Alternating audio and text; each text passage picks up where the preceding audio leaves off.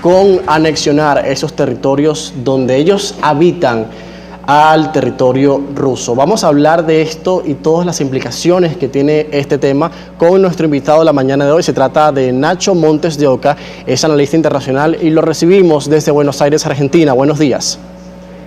¿Qué tal? Buenos días, ¿cómo están?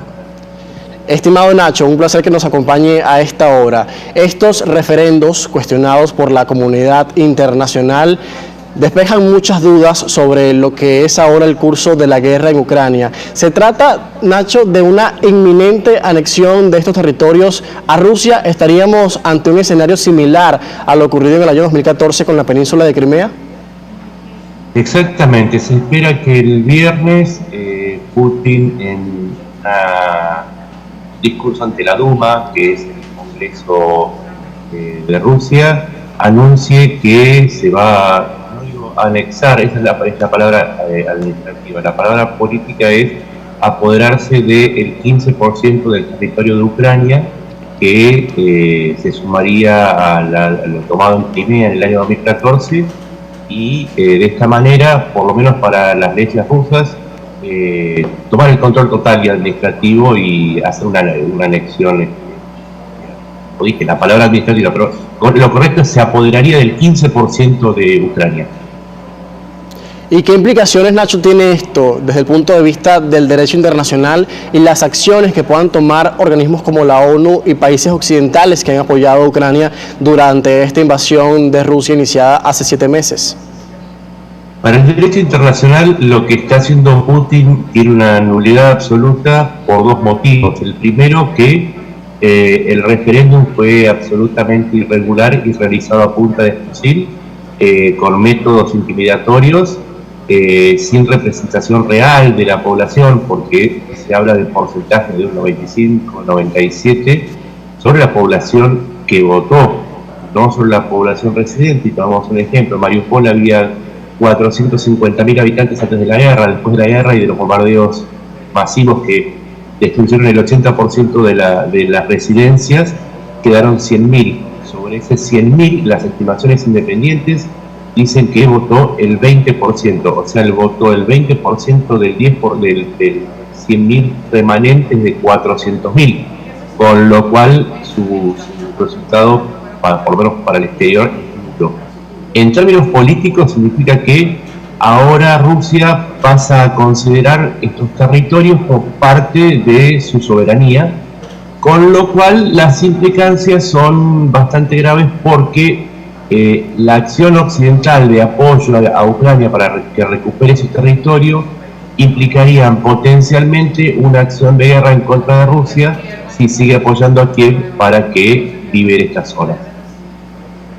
En cuanto a las sanciones occidentales, ¿cómo se verían expresadas en esta oportunidad después de que Rusia efectivamente pueda anexionar estos territorios? ¿Cómo quedaría el aislamiento ya existente en Rusia como país?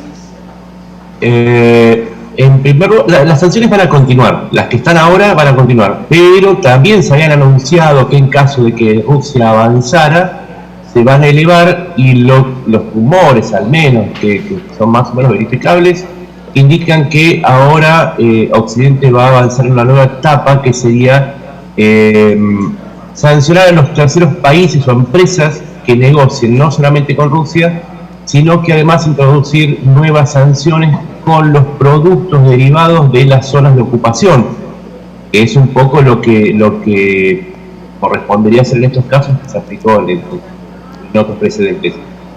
Con lo cual, la utilidad de estas zonas, que son de las más ricas de Ucrania, hay que decir que le han quitado a Ucrania su parte más rica y más industrial, más rica en términos de agricultura y en términos de minería, también en términos de industria, esa zona, cualquier producto proveniente de esa zona está sujeto a sanciones. Esto es lo que se espera que sea la siguiente ronda, junto con esto que decía, de afectar a terceros que comercien con Rusia.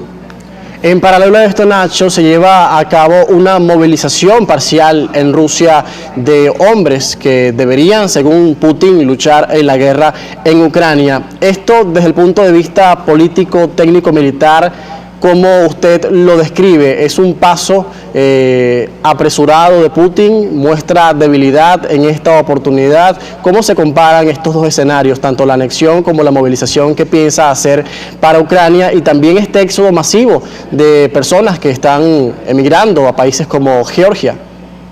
Sí, el estatus jurídico, al cambiar el estatus jurídico de las zonas ocupadas, pueden sumar a los hombres en edad de combatir dentro de los territorios ocupados a la movilización. En principio se decían que eran 300.000, pero los archivos que fueron hackeados, el Ministerio de Defensa de Rusia indica que podrían llegar hasta 1.000.000. ¿Cómo incide en términos militares? No mucho, porque las guerras no se deciden por el número de soldados, se deciden por las tácticas y por la capacidad de los equipos. De manera que sí, Putin se apresuró, mostró una debilidad, porque va a echar muchos hombres en un conflicto que viene perdiendo, en donde tenía una superioridad supuestamente tanto numérica como de equipos, perdió la superioridad numérica frente a Occidente, perdió porque, bueno, Ucrania ha movilizado también una cantidad importantísima, casi 1.000.000 de tropas, perdió la superioridad tecnológica, porque quedó visto que sus equipos están ardiendo por toda Ucrania, y además tiene otro problema. El mínimo para llevar a un soldado bien entrenado a un frente de batalla moderno es de 3 meses por lo menos, y de 6 meses para que tengan las tropas, los regimientos tengan cohesión entre sí y puedan actuar de una manera eficiente, entre 3 y 6 meses. Estamos hablando de no llegar al invierno, ni siquiera llegar al fin del invierno con una maquinaria efectiva. O sea que si se apura a llevarlos, lo único que va a hacer es aumentar la cantidad de blancos para la artillería ucraniana o para la infantería mecanizada ucraniana cuando avance. Pero por lo menos la experiencia que tiene hasta ahora en la guerra, lo único que hizo Putin fue demostrar que iba perdiendo, tuvo que blanquear ante su sociedad que iba perdiendo al hacer una movilización masiva, y provocó el segundo éxodo. Hay que aclarar, el primer éxodo se dio con 350.000 personas altamente tecnificadas que huyeron ante las primeras sanciones. En este segundo éxodo son otros miles, todavía no se pueden contar, que huyen del servicio militar. Si Ucrania se vacía de jóvenes, si Rusia se vacía de jóvenes, no sabemos quién se va a hacer cargo en el futuro cuando la guerra termine. Nacho, ¿cómo se ve posicionado Kiev en este momento ante esta contraofensiva iniciada hace semanas en el este de Ucrania? Ya ha recuperado miles de kilómetros de su propio territorio que antes habían sido capturados por Rusia. ¿Cómo está el estatus de la guerra en este sentido, además de la ayuda occidental que está recibiendo Ucrania en armamento? Aunque también hay informes que dan cuenta de que Estados Unidos y Alemania y otros países europeos también se ven agotados en materia de armamento que suministran en Ucrania. ¿Cómo avanza esta posición, sobre todo la de Kiev y la ayuda de los países occidentales?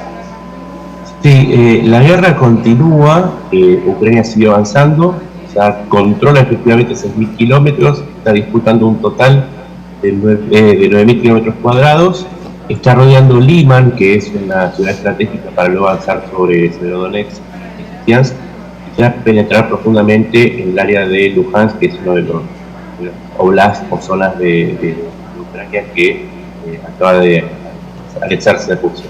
En cuanto a la ayuda, sí, el problema que está teniendo Ucrania es que esta guerra está demostrando que se gastan unas cantidades inmensas de municiones, y ni siquiera Occidente, tampoco Rusia, estaban preparados para la reposición de semejantes montos de artillería, de balas, de equipos.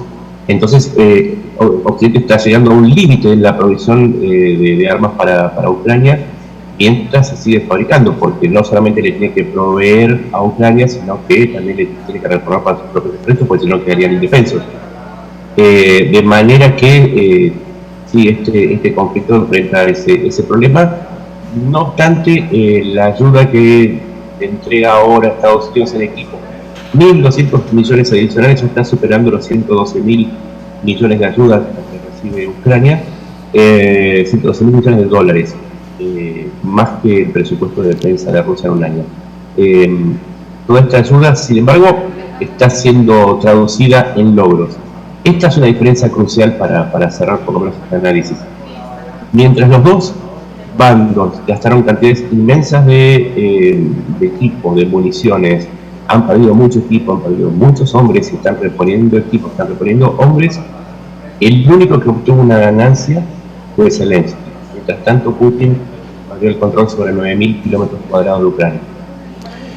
Nacho, interesante lo que mencionas. Vamos a estar muy atentos a los escenarios, tanto del lado ucraniano como del lado ruso, con esta movilización y también con la seguramente inminente anexión de los territorios